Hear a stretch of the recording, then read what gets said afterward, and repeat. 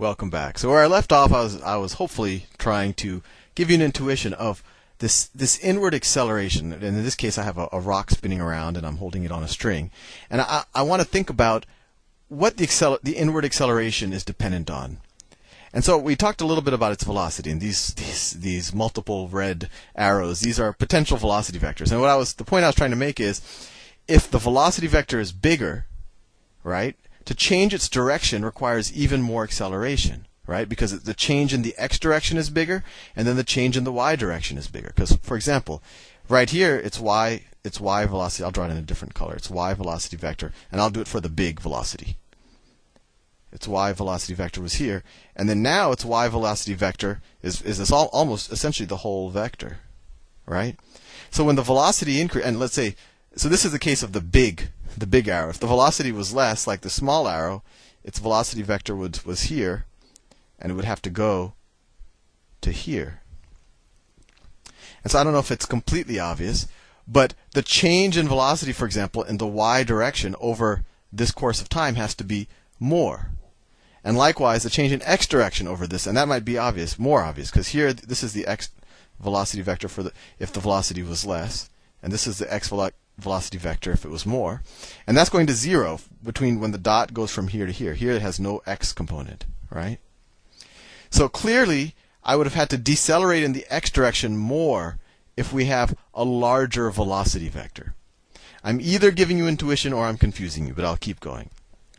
So velocity, clearly, the greater the velocity, the more I'm going to have to pull in on this, the more the inward acceleration has to be to kind of keep this thing going in a circle. And not only does the acceleration have to be bigger just to get that velocity vector down, but you got to realize between this point and this point, the faster I go, the less time it's going to take me to get from here to here. Right? So not only am I going to have to change the velocity more, I have to do that in less time. So it's kind of the velocity is affecting this acceleration that I need to pull in two ways. So the higher the velocity, I have to change more velocity and I have to do it in less time. And it actually turns out that the acceleration is proportional to the velocity squared. And then there's another term here, and I won't prove it in this video. I'm going to prove it in another video that might be out of your scope just now because it requires some calculus. But I want to give you an intuition. So we know that the acceleration is dependent on the velocity squared. And I want to make that point of why it's not just the velocity, because there's two ways that the velocity is affecting is affecting how much of acceleration I need. One is just the magnitude of the velocity. The more that is, the more I have to accelerate to change its direction. And the second is, between this point and this point, I have less time to change that velocity. So the velocity affects it in two ways, and that's where you get an intuition for the v squared. The other thing that matters is actually the radius. So let's say that this is the radius. And the acceleration is inversely proportional to the radius. And why is that? Well, it's kind of like the second, I guess we could call it velocity argument I gave. The bigger the radius, so let's say that let's look at this radius and let's look at another radius that is bigger. Let's say that this is another radius. Let's say if the string was longer and that this was another case. Let's say this is a case, but the velocity was the same. So this is just a case with a larger radius. Whoops. So let's say it's the same velocity vector. So we have the same thing at play. To go from there to say there, we have to change the velocity the same magnitude, right? As we had to change the velocity from here to here.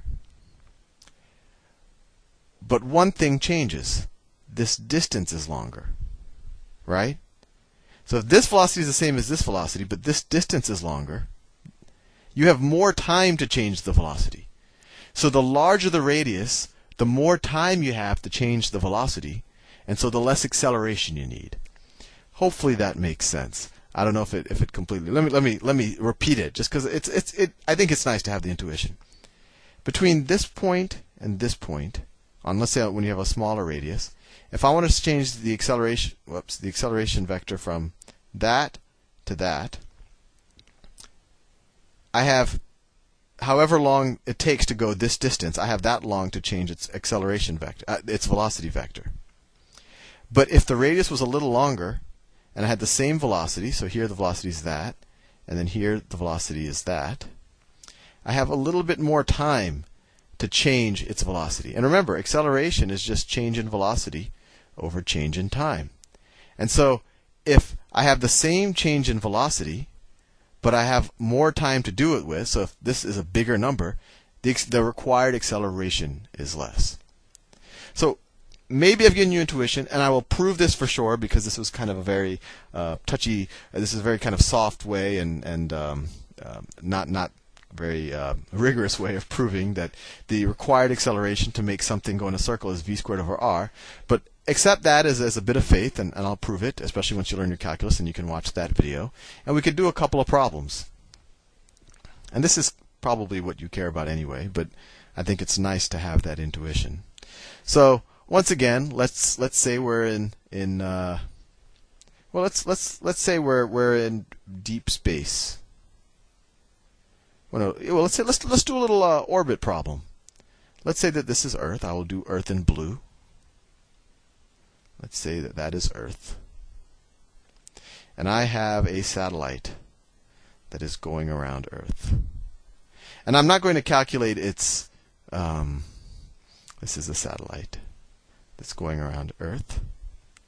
And I'm going to do a whole other video on actually figuring out the gravitational force depending on how far away you are from an object. But let's just assume that its gravitational force is similar to what it is on the surface of Earth. And that is a big assumption. Or let's just assume this is a different planet, and I'm going to give you the gravitational acceleration. Let's say that the planet, and maybe this isn't Earth, is pulling inwards, right? It always pulls towards its center. And I'll do that in a different color. Let's say it's pulling inwards at 30 feet per second. My question is, what does the velocity of the satellite have to be for the object to stay in orbit? Well, we could just apply the formula, and then maybe we can have a little intuition. So acceleration is equal to v. Oh, and sorry. And let's say that the object is. Let's say the object is, I don't know, 6,000 feet. 6,000 feet from the center. And when we learn gravity, we'll learn it actually it's the distance from the radius that you're going around is actually relative to the center. Well, actually, it's always going to be, right? Because this is the circle. Right? So the radius, this is the center of that circle. You don't have to worry about that. It has nothing to do with gravity. Okay, so the acceleration is v squared over r. The acceleration we know is 30 feet per second. We want to figure out the velocity. And then the radius, I said, is 6,000 feet. 6,000 feet. So let's ignore the units for now. This is making things complex. So multiply both sides of this equation times 6,000. So 3 times 6 is 18. We'll have 4 zeros, 2, 3, 4. So v squared is equal to 18,000. Everything's in feet per second. And so what's v? So v is equal to the square root of 180,000. Let me get the calculator out because I haven't memorized my squares that high. 1, 2, 3. Take the square root. So 424. So the required velocity is 424 feet per second. So if this satellite is at that velocity, it will go in perfect orbit around this planet. Now what happens if the object's velocity is, I don't know, let's say it's a little slower. Let's say what happens, let me do it in different colors so you know what I'm talking about. What happens if its velocity is a little bit less than that? Let's say its velocity is 300 feet per second.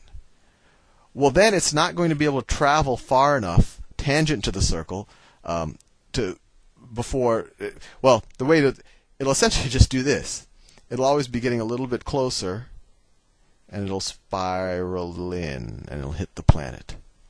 And the way to think about this, another way to think about what the required velocity is, you have to go fast enough so that you're always falling in, but every time you fall in, you want to go, in this case, to the right enough so that you're an equal distance.